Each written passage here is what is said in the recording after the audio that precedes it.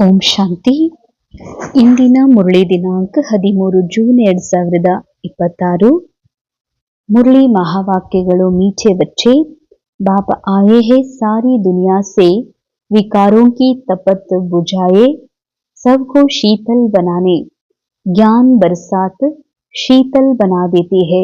ಮಧುರ ಮಕ್ಕಳೇ, ಬಾಬಾ ಬಂದಿರುವುದೇ ಇಡೀ ಜಗತ್ತಿನ ವಿಕಾರ ರೂಪಿ ಅಗ್ನಿಯನ್ನ, ಬೆಂಕಿಯನ್ನ ಆರಿಸೋದಕ್ಕಾಗಿ, ಶೀತಲ ಮಾಡೋದಕ್ಕಾಗಿ. ಜ್ಞಾನದ ಮಳೆಯಿಂದನೇ ಶೀತಲರಾಗಲು ಸಾಧ್ಯವಿದೆ. ಬಹಳ ಡೀಪ್ ಆಗಿರುವಂತಹ ಅರ್ಥವುಳ್ಳಂತ ಮಹಾವಾಕ್ಯ. ಬಾಬಾ ಈ ಜಗತ್ತಿಗೆ ಬಂದಿರೋದೇ ವಿಕಾರಗಳ ಯಾವುದು ಅಗ್ನಿ, ಕಾಮ, ಕ್ರೋಧ, ಲೋಭ, ಅಹಂಕಾರ, ಈರ್ಷಾ, ದ್ವೇಷ, ಇವ್ಯಾವುದು ಡ್ರಾಮಾ ಅನುಸಾರ ಮನಸ್ಸಿನ ಸ್ಕ್ರಿಪ್ಟ್ ನಲ್ಲಿದೆ. ಆದ್ರೆ ನಾನೇ ಕ್ರೋಧಿ, ಕಾಮಿ, ಅಥವಾ ಇವರು ಕ್ರೋಧಿ, ಇವರು ಕಾಮಿ, ಇವರು ಲೋಭಿ ಅನ್ನುವಂತಹ ಯಾವುದು ವಿಕಾರ ಮನಸ್ಸಿಗೆ ಅಂಟುಕೊಂಡಿದೆ, ಆ ವಿಕಾರದ ಅಗ್ನಿ ಸುಡ್ತಾ ಇದೆ, ಎಲ್ಲರನ್ನ ಅಶಾಂತ ಮಾಡ್ತಾ ಇದೆ, ದುಃಖಿ ಮಾಡ್ತಾ ಇದೆ. ಈ ದುಃಖದ ತಾಪವನ್ನ, ಈ ದುಃಖದ ಏನ್ ಬಹಳ ದುಃಖ ಆಗಿದೆ, ತಾಪ ಆಗಿದೆ ಅಂತ ಹೇಳ್ತಾರಲ್ಲ, ಆ ತಾಪವನ್ನ ಆರಿಸುವ ಸಲುವಾಗಿ ಬಾಬಾ ಜ್ಞಾನದ ಶೀತಲ ಮಳೆಯನ್ನ ಸುರಿಸ್ತಾ ಇದ್ದಾರೆ. ಅರ್ಥಾತ್ ಇದರ ಒಂದು ಬಹಳ ಸೂಕ್ಷ್ಮ ಅರ್ಥ ಅಂತಂದ್ರೆ, ಮನಸ್ಸಿನ ಈ ಎಲ್ಲ ವಿಕಾರಕ್ಕೆ ವಶಭೂತ ಆಗಿರುವಂತಹ ಈ ಮನಸ್ಸನ್ನ ಪರಮಾತ್ಮ ವಾಪಸ್ ತೆಗೆದುಕೊಂಡು ಅದನ್ನ ಪೂರ್ಣ ಸಮಾನ, ಪರಮಾತ್ಮ ಸಮಾನ ಶೀತಲ ಶಾಂತ ಮಾಡ್ತಾ ಇದ್ದಾರೆ. ಯಾಕೆ ಅಂದ್ರೆ, ಎಲ್ಲಿವರೆಗೆ ಈ ಮನಸ್ಸನ್ನ ಪರಮಾತ್ಮನಿಗೆ ಅರ್ಪಣೆ ಮಾಡೋದಿಲ್ವೋ ಅಲ್ಲಿವರೆಗೆ ಮನಸ್ಸಿನ ಈ ವಿಕಾರ ದೂರ ಆಗೋದಕ್ಕೆ ಸಾಧ್ಯವೇ ಇಲ್ಲ. ಪ್ರಶ್ನೆ, ಕೌನ್ ಸಿ ತಪತ್ ಸಾರಿ ದುನಿಯಾ ಕೋ ಜಲಾ ರಹಿ ಹೈ? ಯಾವ ಒಂದು ಅಗ್ನಿ, ಬೆಂಕಿ ಇಡೀ ಜಗತ್ತನ್ನೇ ಸುಡ್ತಾ ಇದೆ? ಬಾಬಾ ಹೇಳ್ತಾರೆ ಉತ್ತರ, ಕಾಮ ವಿಕಾರ ಕಿ ತಪತ್ ಸಾರಿ ದುನಿಯಾ ಕೋ ಜಲಾ ರಹಿ ಹೈ. ಕಾಮ ವಿಕಾರದ ಅಗ್ನಿಯು ಇಡೀ ಜಗತ್ತನ್ನೇ ಸುಡ್ತಾ ಇದೆ. ಕಾಮ ವಿಕಾರ ಅಂದ್ರೆ ಕೇವಲ ಶಾರೀರಿಕ ಕ್ರಿಯಾ, ಲಸ್ಟ್, ಕಾಮ ವಿಕಾರದ ಮಾತಲ್ಲ. ಕಾಮ ವಿಕಾರದ ಅಗ್ನಿ ಅಂದ್ರೆ ಕಾಮನೆಗಳ ಅಗ್ನಿ. ಕಾಮನೆಗಳು, ಇಚ್ಛೆಗಳು, ಬಹಳಷ್ಟು ಆಶೆಗಳೇನಿದಾವಲ್ಲ, ಅವು ಬೆಂಕಿ ಸಮಾನ ಮನುಷ್ಯನ ಒಂದು ಶಾಂತಿಯನ್ನ ಭಸ್ಮ ಮಾಡ್ತಾ ಇದ್ದಾವ. ಮನುಷ್ಯನ ಒಂದು ನೆಮ್ಮದಿಯನ್ನ, ಒಂದು ಆರಾಮದಾಯಕ ಜೀವನವನ್ನ ಅಂತುಗೊಳಿಸ್ತಾ ಇದ್ದಾವೆ. ಅದಕ್ಕೆ ಬಾಬಾ ಹೇಳ್ತಾರೆ, ಕಾಮ ವಿಕಾರ ಅರ್ಥಾತ್ ಕಾಮನೆಗಳು ತುಂಬಿದಂತಹ ಮನಸ್ಸಿನ ಇಚ್ಛೆಗಳ ಒಂದು ಬೆಂಕಿ ಏನಿದೆ ಇಡೀ ಜಗತ್ತನ್ನ ಸುಟ್ಟು ಹಾಕ್ತಾ ಇದೆ. ಸಬ್ ಕಾಮ್ ಅಗ್ನಿ ಮೇ ಜಲ್ಕರ್ ಕಾಲೆ ಹೋಗೇ. ಈ ಜಗತ್ತಿನಲ್ಲಿ ಎಲ್ಲರೂ ಕಾಮನೆಗಳ, ಇಚ್ಛೆಗಳ, ಕೆಟ್ಟ ಅಶುದ್ಧ ಇಚ್ಛೆಗಳಿಗೆ ವಶಭೂತಾಗಿ ಸುಟ್ಟು ಹೋಗಿ ಕಪ್ಪಗಾಗ್ಬಿಟ್ಟಿದ್ದಾರೆ ಅಂತಾರೆ ಬಾಬಾ. ತಮೋ ಪ್ರಧಾನ್, ಕಪ್ಪು ಅಂತಂದ್ರೆ ತಮೋ ಪ್ರಧಾನ್, ಅಥವಾ ಕಪ್ಪು, ಕಬ್ಬಿಣ ಹೇಗೆ ಕಪ್ಪಗಾಗ್ಬಿಡ್ತದೆ, ಅರ್ಥಾತ್ ಹಾರ್ಡ್ನೆಸ್, ಅರ್ಥಾತ್ ಸ್ಥೂಲ ಭಾವ, ತಮಗ್ ಮನುಷ್ಯರ ಅನ್ಕೊಂಡು ತಮಗ್ ತಾವೇನೇ ಬಹಳಷ್ಟು ದುಃಖಿ ಆಗ್ತಿದ್ದಾರೆ. ಬಾಬಾ ಜ್ಞಾನ್ ವರ್ಷಾ ಸೇ ಉನ್ಹೇ ಶೀತಲ್ ಬನಾತೆ ಹೇ. ಬಾಬಾ ಜ್ಞಾನದ ಮಳೆಯನ್ನು ಸುರಿಸಿ ಎಲ್ಲರನ್ನ ಶೀತಲ, ಶಾಂತ ಅಥವಾ ಮೂಲ ಸ್ಥಿತಿಗೆ ಕರೆದೊಯ್ತಾರೆ. जैसे बरसात पड़ने से धरती शीतल हो जाती है, तो इस ज्ञान वर्षा से 21 जन्मों के लिए तुम शीतल बन जाते हो. ಜ್ಞಾನದ ಮಳೆ ಸುರಿಸೋದ್ರಿಂದ ಹೇಗೆ ಮಳೆ ಆಗೋದ್ರಿಂದ ಭೂಮಿ ತಂಪಾಗ್ತದೋ, ಅದೇ ರೀತಿ ಜ್ಞಾನದ ಮಳೆಯಿಂದ ಮನಸ್ಸು ಕೂಡ, ಮನ, ಬುದ್ಧಿ, ಸಂಸ್ಕಾರಗಳು ಅಲೈನ್ ಆಗ್ತವೆ, ಮತ್ತೆ ಅವು ತನ್ನ ಒಂದು ಮೂಲ ಸ್ಥಿತಿಗೆ ಮರಳುತ್ತವೆ. ಅರ್ಥಾತ್ ಆತ್ಮದ ಸಮಾನ, ಇನ್ನೂ ಹೇಳಬೇಕು ಅಂತಂದ್ರೆ ಆತ್ಮನಲ್ಲಿ ಒಂದಾಗ್ಬಿಡ್ತವೆ. ತೋ ಕಿಸಿ ಬಿ ಪ್ರಕಾರಕ್ಕೆ ತಪತ್ ನಹಿ ರೇತಿ. ಯಾವ ಇಚ್ಛೆಗಳಿಲ್ಲದ, ಅರ್ಥಾತ್ ಜೀರೋ ಇಂಟ್ರೆಸ್ಟ್, ಜೀರೋ ಇಚ್ಛೆಗಳು ಯಾವಾಗ ಬರ್ತದೋ ಅವಾಗ್ಲೇನೆ ಎಲ್ಲ ಅಗ್ನಿ ಅಥವಾ ಏನ್ ಇಚ್ಛಾ ಇದೆ ಅದು ಸಮಾಪ್ತ ಆಗ್ತದ. ತತ್ವ ಬಿ ಸತೋ ಪ್ರಧಾನ ಪಂಚಾತೆ. ಯಾವಾಗ ಆತ್ಮ ಸಂಪೂರ್ಣ ಆಶಾ ಮುಕ್ತ, ಇಚ್ಛಾ ಮುಕ್ತ, ಮತ್ತೆ ದುರಾಶೆಗಳಿಂದ ಮುಕ್ತ ಆಗ್ತದೋ ಅವಾಗ ಪಂಚತತ್ವಗಳು ಕೂಡ ಸತೋಪ್ರಧಾನ ಆಗ್ತವೆ. ಕೋಯಿ ಭಿ ತಪ್ತೆ ನಹಿ ಹೇ, ಆಗ ಯಾರೂ ತಾಪ ಅನುಭವ ಮಾಡಲ್ಲ, ಕಷ್ಟದ ಅನುಭೂತಿಯನ್ನ ಮಾಡೋದಿಲ್ಲ. धारणे मुख्य सार, रूहानी पढ़ाई के नशे में रहना है, बाप समान निरहंकारी बनना है, पोजीशन आदि का अहंकार नहीं रखना है. अंडरलाइन. ವಿದ್ಯೆಯ ಈ ಆತ್ಮಗಳ ಕಲ್ಯಾಣ ಮಾಡುವಂತಹ ವಿದ್ಯೆ ಯಾವುದು ಪರಮಾತ್ಮ ತಂದೆ ಕೊಡ್ತಾ ಇದ್ದಾರೆ, ಇದ್ರ ಬಹಳ ನಶ ಇರಬೇಕು. ತಂದೆಯ ಸಮಾನ ನಿರಹಂಕಾರಿ ಮನಸ್ಸು ಈಗ ಏನು ಅಹಂಕಾರದಲ್ಲಿ ಬಂದಿದೆ, ತನಗೆ ಏನೇನೋ ಐಡೆಂಟಿಟಿ ಒಳಗ ಲೇಬಲ್ ಇಂದ ಗುರುತಿಸ್ಕೊಳ್ತಾ ಇದೆ, ಇದೆಲ್ಲವುಗಳಿಂದ ನಿರಹಂಕಾರಿಗಳು ಆಗ್ರಿ. ತಂದೆ ಸಮಾನ ನಿರಹಂಕಾರಿ. ಪೊಸಿಷನ್ ಅಥವಾ ಏನಾದ್ರೂ ಹೊಂದಿರುವ, ಏನಾದ್ರೂ ಅಂದ್ರೆ ಪ್ರಾಪರ್ಟಿ ಹೊಂದಿರುವ, ಬಂಗಾರ ಹೊಂದಿರುವ, ಒಳ್ಳೆಯ ಡಿಗ್ರಿಗಳನ್ನ ಹೊಂದಿರುವ, ಒಳ್ಳೆಯ ಜ್ಞಾನದ ಸಂಪಾದನೆ ಮಾಡಿರುವ ಅಹಂಕಾರ ಇಡಬೇಡ್ರಿ ಅಂತಾರ ಬಾಬಾ. ಇವೆಲ್ಲ ಸಿಕ್ಕಿರುವಂತವು ಇವು ಯಾವಾಗ ಸಮಾಪ್ತ ಆಗ್ತಾವೋ ಅಥವಾ ದೇಹನೇ ಸಮಾಪ್ತ ಆಗ್ತದೋ ಗೊತ್ತಿಲ್ಲ.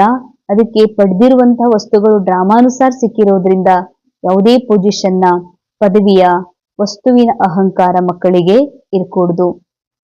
ಯಾಕಂದ್ರೆ ಅವು ಯಾವೂ ಸತ್ಯ ಅಲ್ಲ, ಅವು ಅವಿನಾಶಿ ಅಲ್ಲ. सेकंड पॉइंट, अपनी झोली ज्ञान रत्नों से भरने हैं, संपूर्ण निर्विकारी बन देवता पद पाना है, कभी भी मुरझाना नहीं है. ತಮ್ಮ ಜೋಳಿಗೆಯನ್ನ, ಬುದ್ಧಿಯನ್ನ ಜ್ಞಾನ ರತ್ನಗಳಿಂದ ತುಂಬಿಕೊಡ್ರಿ. ಸಂಪೂರ್ಣ ನಿರ್ವಿಕಾರಿಗಳು ಆಗಿ ದೇವ ಪದವಿಯನ್ನ ಪ್ರಾಪ್ತ ಮಾಡ್ಕೊಡ್ರಿ. ಎಂದಿಗೂ ಕೂಡ ಬಾಡಿ ಹೋಗ್ಬೇಡ್ರಿ ಅಂತಾರ ಬಾಬಾ. ಬಾಡಿ ಹೋಗೋದು ಅಂತಂದ್ರೆ ದೇಹ ಅಂತ ತಿಳ್ಕೊಬೇಡ್ರಿ, ನಾರಾಜ್ ಆಗ್ಬೇಡ್ರಿ. ನನ್ನ ಈ ರೋಲಿಗೆ ಹೀಗೆ ಯಾಕೆ ಮಾಡ್ತಾರೆ, ನನ್ ಕಂಡ್ರೆ ಎಲ್ಲರೂ ಹೀಗೆ ಯಾಕೆ ನಡ್ಕೋತಾರೆ, ನಮ್ ಜೊತೆಗೇನೆ ಹಿಂಗೆ ಯಾಕೆ ಆಗ್ತದ, ನಮ್ ಫ್ಯಾಮಿಲಿ ಒಳಗೆ ಈ ರೀತಿ ಯಾಕೆ ವಿಘ್ನಗಳು ಪದೇ ಪದೇ ಬರ್ತಾವ, ಈ ರೀತಿ ಮುರ್ಜಾನ ಬಾಡಿ ಹೋಗ್ಬೇಡ್ರಿ, ಸೊರಗಬೇಡ್ರಿ ಅಂತಾರ ಬಾಬಾ. वरदान, स्थूल और सूक्ष्म दोनों रीति से स्वयं को बिजी रखने वाले मायाजीत विजयी भव. ಸ್ಥೂಲ ಹಾಗೂ ಸೂಕ್ಷ್ಮ ಎರಡೂ ರೀತಿಯಿಂದ ಸ್ವಯಂನ ಬ್ಯುಸಿಯಾಗಿಟ್ಕೊಳ್ಳುವಂತಹ ಮಾಯಾಜೀತ್ ವಿಜಯಿಗಳು ಆಗ್ರಿ. स्वयं को सेवाधारी समझ अपनी रुचि उमंग से सेवा में बिजी रहो तो माया को चांस नहीं मिलेगा. ಸ್ವಯಂ ಸೇವಾಧಾರಿ ಅಂತ ತಿಳ್ಕೊಂಡು ಬಹಳ ರುಚಿಯಿಂದ, ಬಹಳ ಉಮಂಗ್ ಉತ್ಸಾಹದಿಂದ ಸೇವೆಯಲ್ಲಿ ನೀವು ಬ್ಯುಸಿ ಇದ್ರಿ ಅಂತಂದ್ರ ಬಾಬಾ ಹೇಳ್ತಾರೆ ಮಾಯಾ ಚಾನ್ಸ್ ಸಿಗೋದಿಲ್ಲ. ಸೇವೆಯಲ್ಲಿ ಬ್ಯುಸಿ ಇರೋದು ಅಂತಂದ್ರೆ ಭಾಷಣ ಮಾಡೋದು ಅಥವಾ ಸ್ಥೂಲ್ ಪ್ರೋಗ್ರಾಮ್ಗಳನ್ನ ಮಾಡೋದು ಅಂತಲ್ಲ, ಯಾವತ್ತಿಗೂ ಆತ್ಮಸ್ಥಿತಿಯಲ್ಲಿ ಇರೋದೇ ಸೇವಾ. ಎಷ್ಟು ನೀವು ಆತ್ಮಸ್ಥಿತಿಯಲ್ಲಿ ಬ್ಯುಸಿ ಆಗ್ತೀರಿ, ಮೂಲ ಸ್ಥಿತಿಯನ್ನ ಅನುಭವ ಮಾಡೋದ್ರಲ್ಲಿ ಬ್ಯುಸಿ ಆಗ್ತೀರಿ, ಅಷ್ಟು ಮಾಯಾ ನಿಮ್ ಸಮೀಪದಲ್ಲಿ ಬರೋದಿಲ್ಲ. ಜಬ್ ಸಂಕಲ್ಪ ಸೆ ಬುದ್ಧಿ ಸೆ, ಯಾವಾಗ ಸಂಕಲ್ಪದಿಂದ, ಬುದ್ಧಿಯಿಂದ ಅಥವಾ ಸ್ಥೂಲ ಕರ್ಮಣದಿಂದ ಫ್ರೀ ಇರ್ತೀರಂದ್ರ, ಅಂಡರ್ಲೈನ್. ಸಂಕಲ್ಪದಿಂದ ಫ್ರೀ ಅಂದ್ರೆ ಏನರ್ಥ? ಸಂಕಲ್ಪದಿಂದ, ಬುದ್ಧಿಯಿಂದ, ಸ್ಥೂಲ ಕರ್ಮಣದಿಂದ ಫ್ರೀ ಇರ್ತೀರಿ, ಅವಾಗ ಮಾಯಾ ಚಾನ್ಸ್ ತಗೋತದ. लेकिन स्थूल और सूक्ष्म दोनों ही रीति से खुशी खुशी से सेवा में बिजी रहो. ಆದ್ರೆ ಸ್ಥೂಲ ಶರೀರ ಕೂಡ ಬಿಸಿ ಇರ್ಬೇಕು. ಶರೀರ ಖಾಲಿ ಇದ್ರೂ ಕೂಡ ಅದು ಅನ್ಯ ವಿಷಯಗಳಲ್ಲಿ, ಆಲಸ್ಯದಲ್ಲಿ ಕನ್ವರ್ಟ್ ಆಗ್ತದೆ. ಮತ್ತು ಸೂಕ್ಷ್ಮ ಆತ್ಮ ಆಗಿರುವ ಸತ್ಯದ ಅರಿವಿನಲ್ಲಿರೋದು, ಈ ಎರಡರಿಂದಲೂ ಕೂಡ ನೀವು ಬಹಳಷ್ಟು ಖುಷಿಯಿಂದ ಇನ್ವಾಲ್ವ್ ಆಗೋದ್ರಿಂದ, ಸೇವೆಯಲ್ಲಿ ಬ್ಯುಸಿ ಇರೋದ್ರಿಂದ ಮಾಯಾ ನಿಮ್ಮ ಎದುರು ಹಾಕೊಳ್ಳುವಂತ ಸಾಹಸ ಮಾಡೋದಿಲ್ಲ. ಅದಕ್ಕಾಗಿ ಸ್ವಯಂ ನೀವೇ ಟೀಚರ್ ಆಗಿ ಬುದ್ಧಿಯನ್ನ ಬ್ಯುಸಿ ಇಟ್ಕೊಡ್ರಿ. ಡೈಲಿ ಪ್ರೋಗ್ರಾಮ್ ಬನಾವೋ ತೋ ಮಾಯಾಜೀತ್ ವಿಜಯಿ ಬನ್ ಜಾಯಂಗೆ. ಇವತ್ತೇನ್ ಕಾರ್ಯ ಕೊಡ್ಬೇಕು, ಬುದ್ಧಿಗೆ ಏನ್ ಕೆಲಸ ಕೊಡ್ಬೇಕು, ಯಾವ ಸ್ಥಿತಿಯನ್ನ ನಾ ತಲುಪಬೇಕು ಅನ್ನೋದು ಮೊದಲೇ ಪ್ರೋಗ್ರಾಮ್ ಹಾಕೊಡ್ರಿ.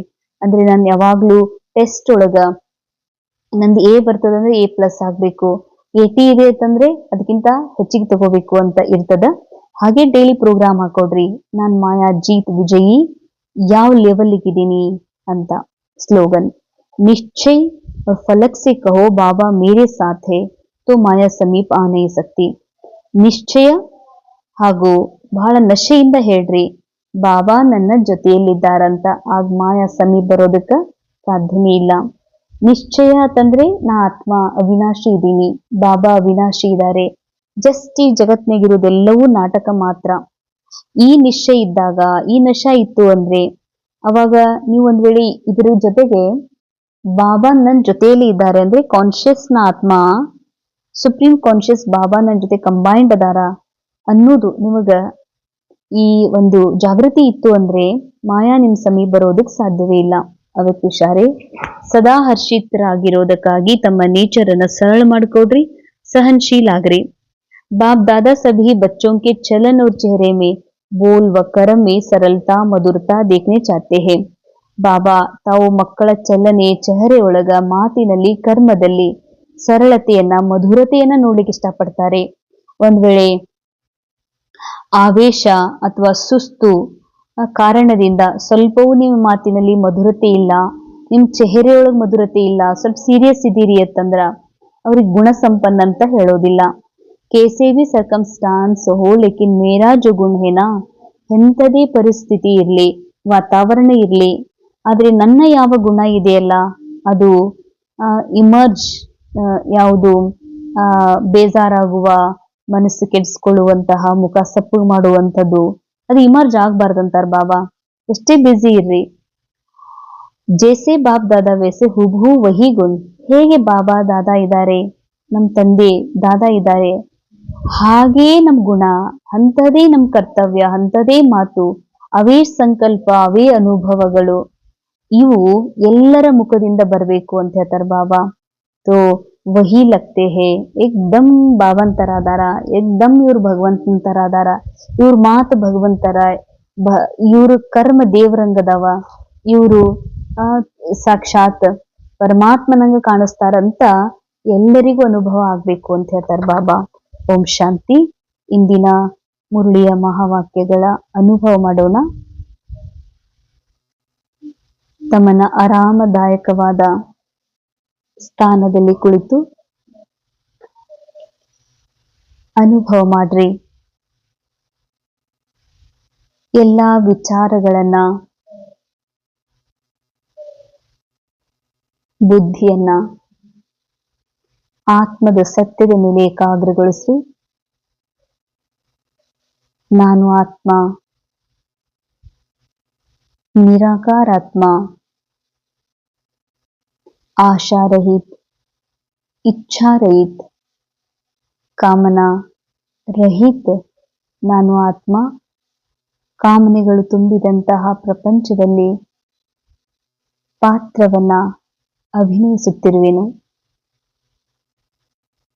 ಇಲ್ಲಿವರೆಗೆ ಅಜ್ಞಾನ ಕಾಲದಲ್ಲಿ ನಾನು ನನ್ನನ್ನು ವಿಕಾರಿ ಎಂದು, ನನ್ನನ್ನು ಮನುಷ್ಯನೆಂದು, ಕ್ರೋಧಿ, ಲೋಭಿ ಎಂದು ತಿಳಿದು ಕೇವಲ ನಾನು ನನ್ನನ್ನ ಕೀಳಾದ ಭಾವನೆಯಲ್ಲಿ, ದುಃಖದಲ್ಲಿ ನನ್ನನ್ನು ಪಡೆದುಕೊಳ್ತಾ ಇದ್ದೆ, ಅನುಭವ ಮಾಡ್ತಾ ಇದ್ದೆ. ನನಗೀಗ ಪರಮಾತ್ಮನ ಸತ್ಯ ಜ್ಞಾನದಿಂದ ಅರಿವಾಗಿದೆ. ನಾನು ವಿಕಾರಿಯೂ ಅಲ್ಲ, ಕ್ರೋಧಿಯೂ ಅಲ್ಲ, ಕಾಮಿಯೂ ಅಲ್ಲ, ನಾನು ನಿರ್ವಿಕಾರಿ, ನಿರಾಕಾರಾತ್ಮ, ಸತ್ಯ, ಶುದ್ಧ ಚಿನ್ನ ನಾನು. ಆದರೆ ಡ್ರಾಮಾನುಸಾರ ನಾನಾತ್ಮನೊಳಗಿರುವ ಈ ಮನಸ್ಸಿನಲ್ಲಿ ಕಲಿಯುಗದ ಸ್ಕ್ರಿಪ್ಟ್ನ ಅನುಸಾರ ಅನೇಕ ರೀತಿಯ ಇನ್ನೂ ವಿಕಾರಗಳಿವೆ, ವಿಕಾರದ ಅಂಶಗಳಿವೆ. ಆದರೆ ನನಗರ್ಥವಾಗಿದೆ, ಆ ಅಂಶವೂ ನಾನಲ್ಲ. ಅದನ್ನೂ ಕೂಡ ನಾನು ಪ್ರೇಮದಿಂದ ತಂದೆಗೆ ಅರ್ಪಿಸ್ತಾ ಇದ್ದೀನಿ. ಮನಸ್ಸನ್ನೇ ತಂದೆ ಎದುರುಗಡೆಗೆ, ಮನಸ್ಸಿನೊಳಗಿರುವ ಎಲ್ಲ ವಿಕಾರ, ಅಂಧಕಾರ, ಇಚ್ಛೆಗಳನ್ನು ನಾನು ತಂದೆಗೆ ಅರ್ಪಿಸುತ್ತಿರುವೆ. ಯಾಕೆಂದರೆ ನಾನು ಇಚ್ಛಾ ಮಾತ್ರಂ ಅವಿದ್ಯಾ ಆತ್ಮನಾಗಿದ್ದೇನೆ. ಕಾಮನಾ ರಹಿತ, ಕಾಮ್ ಜೀತ್, ಜಗಜ್ಜೀತ್ ಆತ್ಮ ನಾನು. ಓಂ ಶಾಂತಿ, ಓಂ ಶಾಂತಿ.